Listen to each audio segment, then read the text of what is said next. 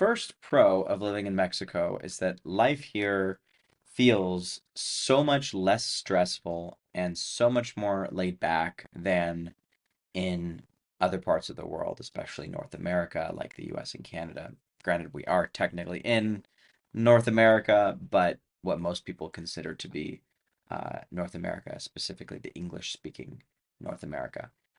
I find that the US, where I've lived the majority of my life, has a much faster pace of life. It's much more stressful there. You're dealing with things like rush hour traffic.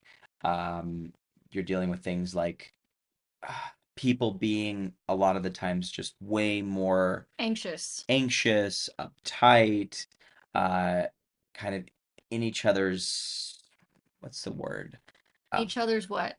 in each other's space, but not necessarily in a good way. It's kind of like everybody competing for Yeah. resources, for status, for money, and it's kind of the zero sum game that you experience a lot in the U.S. and in a lot of other parts that one might consider to be the West. And I'm from Miami, which if anybody's ever been to Miami, and I mean real Miami, not South Beach, if anybody's ever been to Miami, you know it's mostly Latinos, so it feels a little bit different than the rest of the United States. Miami has more of a Latin Caribbean vibe to it, but it still has that undercurrent of constant stress and anxiety, which my parents being Cuban, most Latino immigrants to the United States, it's one of the first things that they notice is how anxious Americans are.